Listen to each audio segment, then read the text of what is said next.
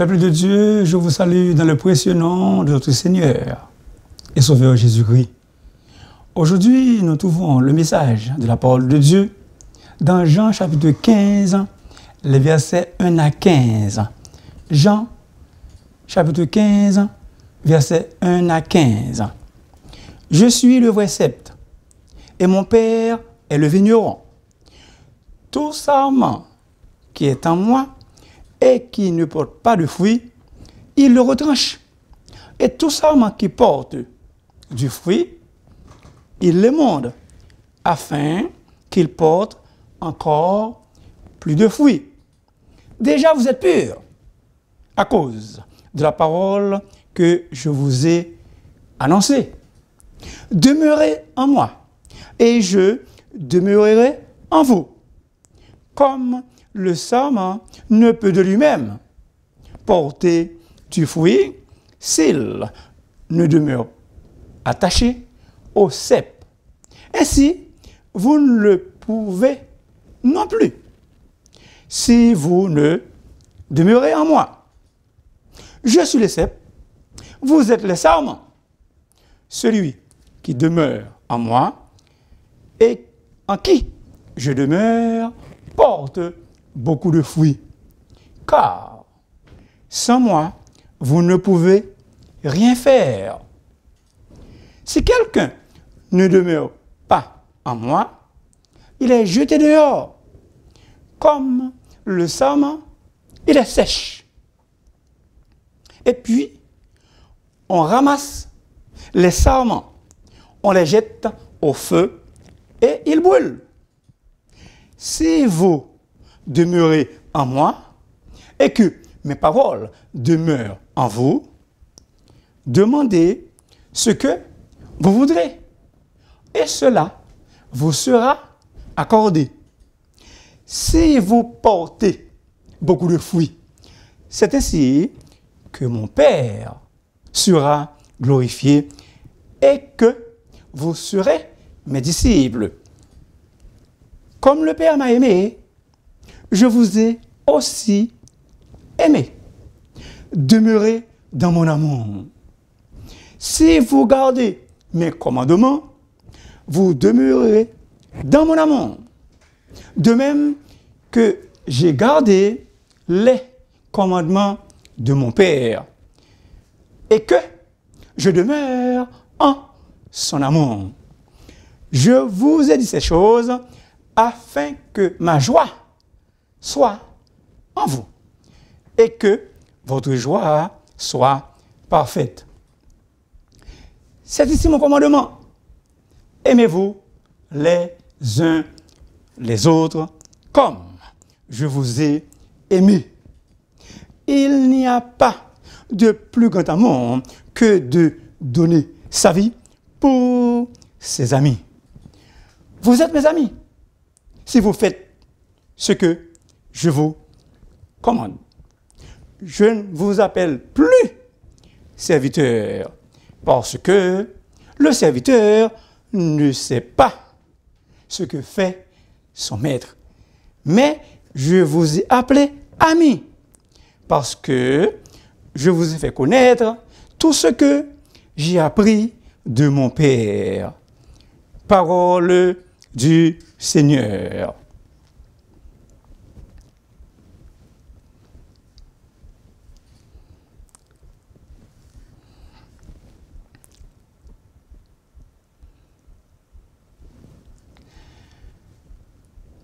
Donc, je vous ai déjà fait la lecture.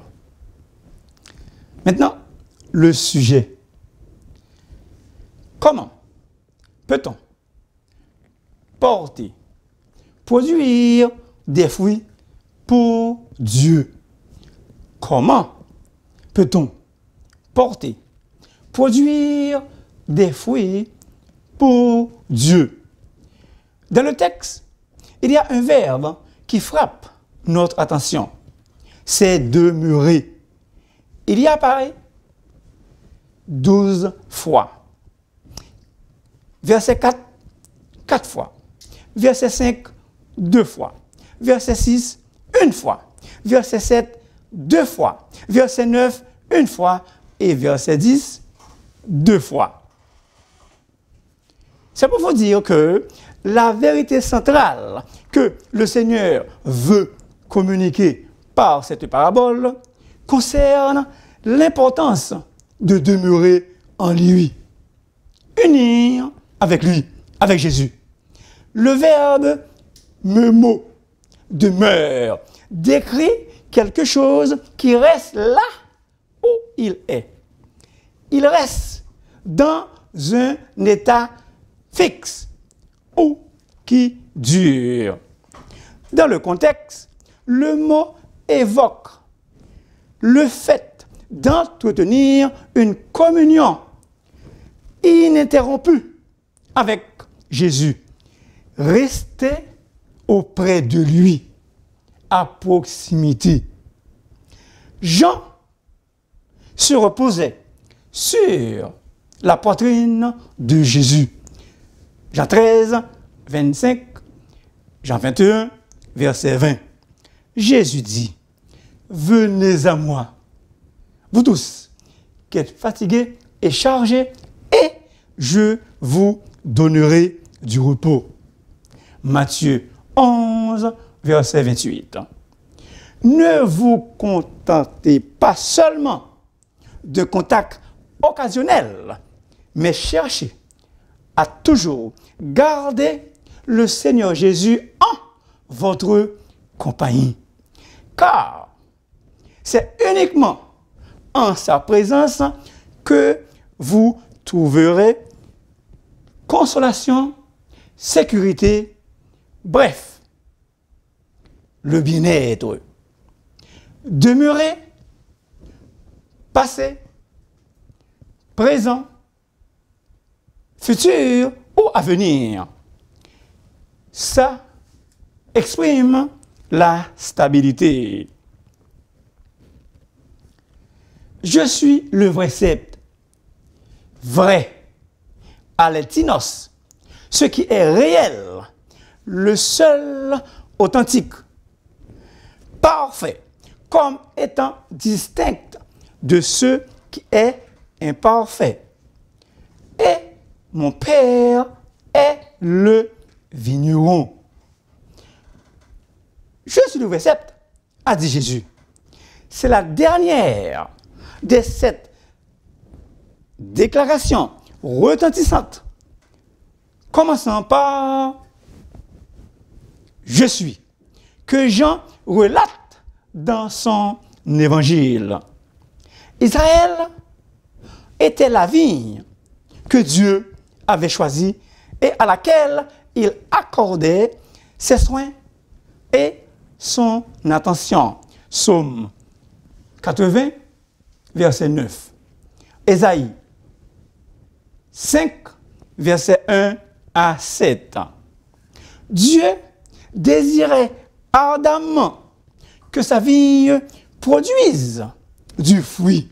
Mais Israël se livra au mal et se mit à produire de mauvais fruits.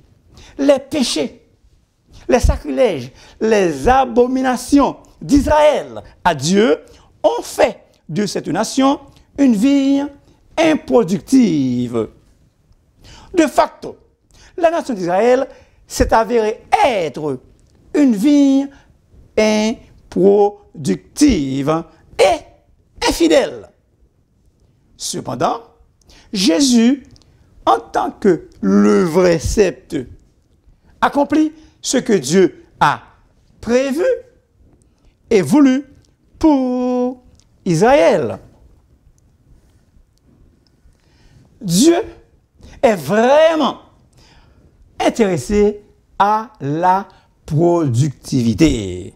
En fermant le dernier chapitre de l'histoire de l'homme avec Jean, Dieu, inspire ce même Jean à écrire au milieu de la place de la ville et les 2 bords du fleuve. Il y avait un arbre de vie produisant, soulignez ça, produisant 12 fois des fruits, rendant son fruit chaque mois. Apocalypse 22, verset 2. Cela nous fait penser, ou bien cela nous fait comprendre que Dieu ne finit jamais avec la question de porter du fruit. Ce n'est pas pour un temps bien déterminé, mais tout le long de notre existence. Nous ne devons jamais d'arrêter de produire des fruits. Dans cette métaphore, Jésus est le vrai cep. Le Père est le vigneron. Les sarments attachés au sceptre illustrent les 11 disciples et tous les autres disciples.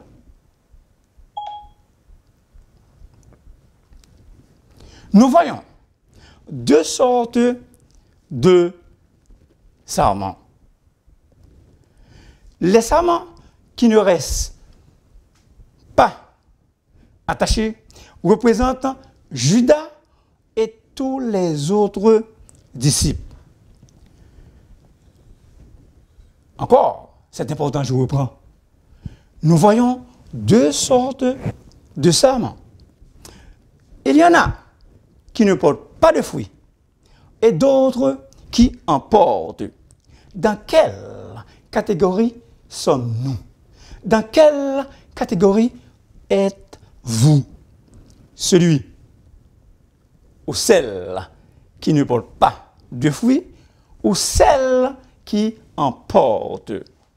Nous remarquons également une progression dans le texte. Du fruit, encore plus de fruits. Verset 2. Beaucoup de fruits. Verset 5. Faisons-nous, peuple de Dieu, du progrès dans notre façon de produire des fruits. En effet, Jésus met en relief pour les croyants 4 grandes possibilités au sujet des fruits spirituels. Ne pas en porter. Verset 2a. Porter du fruit. 2b. Porter encore plus de fruits. Versets 2 et 4. Porter beaucoup de fruits. Versets 5 et 8. Le vigneron, lui, il est dans l'attente d'une grande production de la vigne pour qu'il soit satisfait. Le croyant ou le sarment a pour devoir de porter beaucoup de fruits. Parce que dès la création, Dieu est un Dieu de multiplication.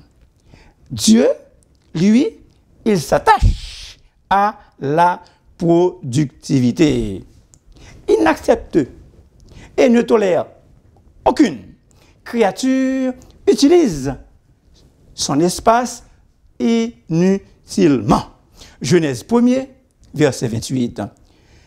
Et Dieu, il met à la disposition de tout être ce dont il a besoin pour produire. Genèse chapitre 22. Jésus est le vrai cep et nous sommes les sarments.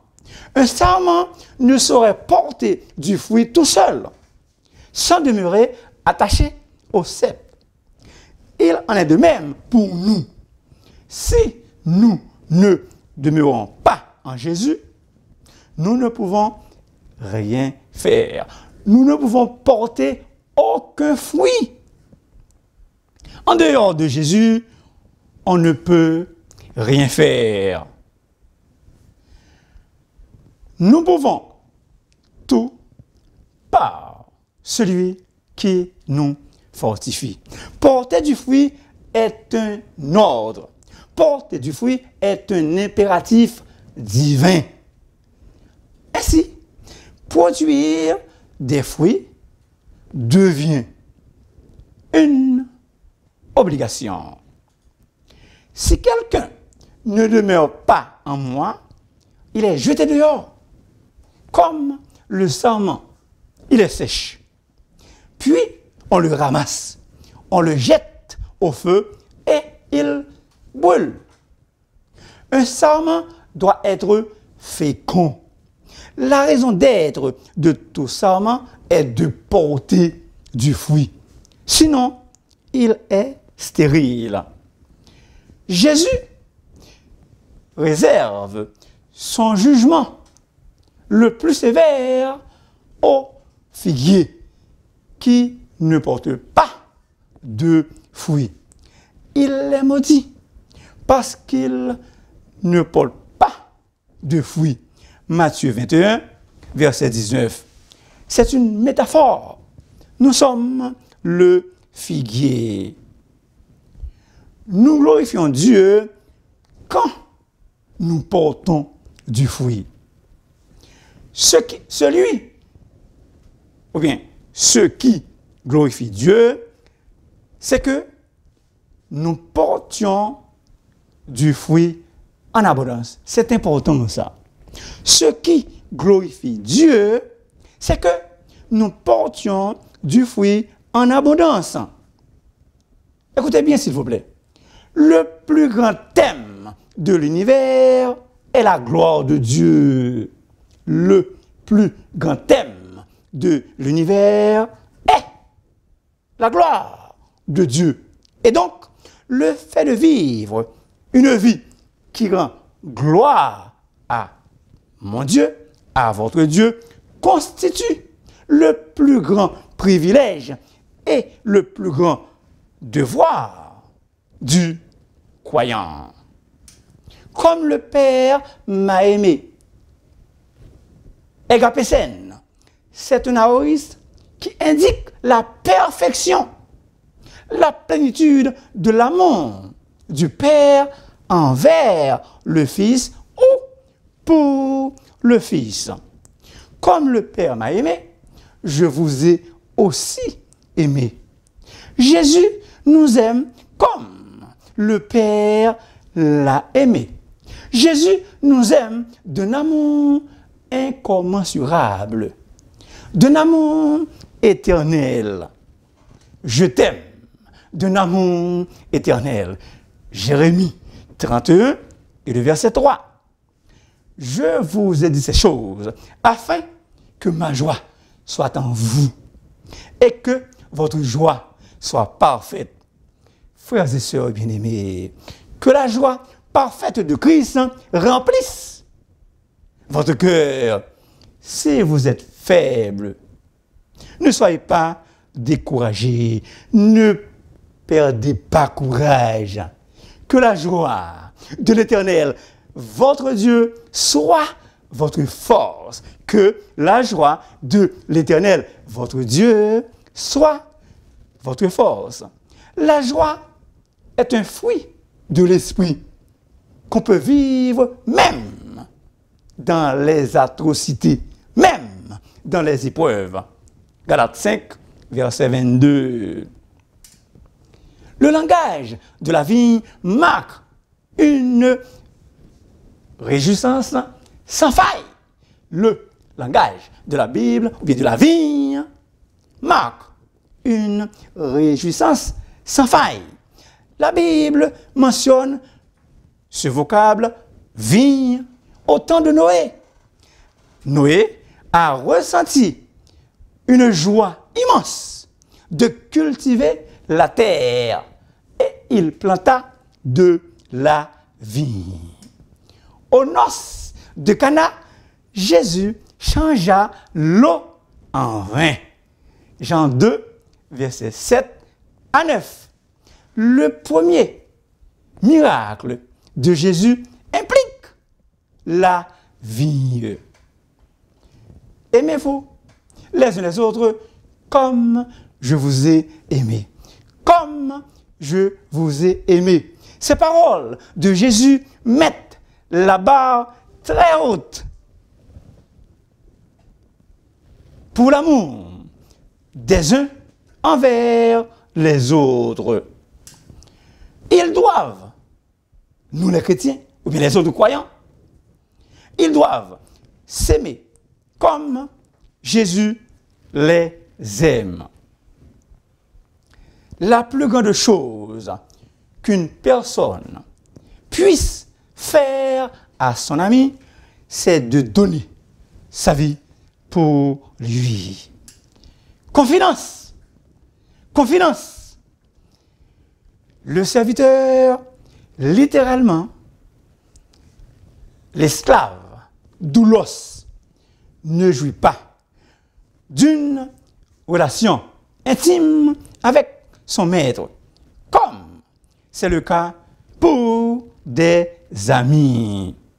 Jésus a fait des confidences à ses amis. Jésus a fait des confidences à ses amis. Comme des amis intimes, Abraham et Dieu jouissaient d'une bonne communication entre eux.